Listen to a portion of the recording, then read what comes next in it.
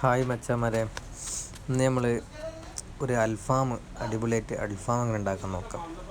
അപ്പോൾ അതിലേക്ക് നല്ല വാഷ് ചെയ്തിട്ടുള്ള ചിക്കൻ ഇവിടെ മാറ്റി വെച്ചിട്ടുണ്ട്. അതിലേക്ക് നമ്മളൊരു മസാല റെസിപ്പി ഉണ്ടാക്കണം. നല്ല സൂപ്പർ മസാലയാണ്, നിങ്ങളുടെ ഉണ്ടാക്കാം. അതിന് വേണ്ടത് ആവശ്യമായിട്ടുള്ള തൈര്, അത് കട്ടത്തൈര്, പുളിയില്ലാത്ത തൈര് എടുക്കുക. നമ്മൾ കുറച്ച് തോനുണ്ടായതുകൊണ്ടാണ് ഇത്ര തോന നമ്മൾ തൈര് എടുക്കുന്നത്. അതായത് കട്ട തൈര് എടുക്കാൻ ശ്രമിക്കുക, പുളിയില്ലാത്തത്. പിന്നെ അതിലേക്ക് ആവശ്യമായ മസാലപ്പൊടികൾ ആഡ് ചെയ്യേണ്ടതുണ്ട്.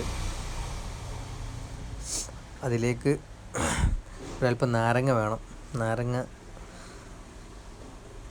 ജ്യൂസ് അത് അതിലേക്ക് അത്യാവശ്യമാണ്. അതിൻ്റെ പുളിരുചി നിലനിർത്താനൊന്ന് സോഫ്റ്റ് ആവാനൊക്കെ നല്ലത് തന്നെയാണ് അത്.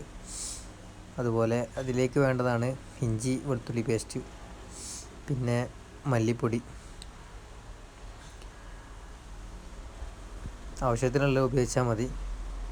പിന്നെ അതിന് ശേഷം വേണ്ടത് മഞ്ഞൾപ്പൊടി എടുക്കാം, പിന്നെ മുളക് പൊടി,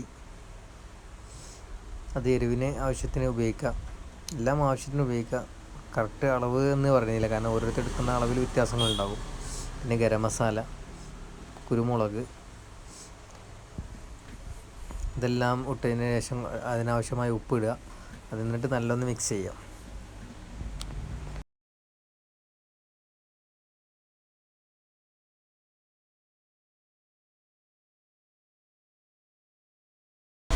മിക്സ് ചെയ്തപ്പോൾ കുറച്ച് കളറിൻ്റെ കുറവുണ്ട്, അപ്പോൾ കാശ്മീരി ചില്ലി ആഡ് ചെയ്ത് കൊടുത്തു.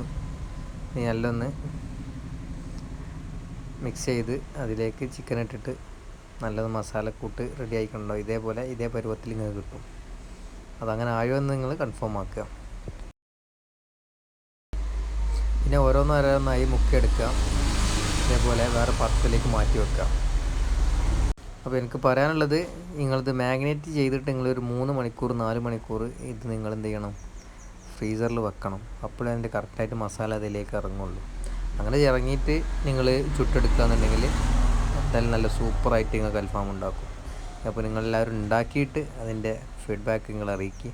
എന്തായാലും സൂപ്പറാവും. നമ്മൾ സ്ഥിരമായിട്ട് ഉണ്ടാക്കുന്നൊരു പ്രൊസീജിയറാണ് ഇങ്ങനെ. അപ്പോൾ അതുകൊണ്ട് നമുക്ക് ഉറപ്പാണ് എന്തായാലും നിങ്ങൾക്ക് മോശമാവില്ല, സൂപ്പറാവുമെന്നൊരു ഉറപ്പാണ്. അപ്പോൾ ഞങ്ങൾ ഇന്ന് കുട്ടികളൊക്കെ ഉണ്ടായതുകൊണ്ട് ഞങ്ങളെല്ലാവരും കൂടി ഒന്ന് അൽഫാമൊക്കെ ചുട്ടൊന്ന് വീട്ടിലൊന്ന് എൻജോയ് ചെയ്യാനുള്ള തീരുമാനത്തിലാണ്. അപ്പോൾ ഞങ്ങൾ ചുടൽ ആരംഭിച്ചു.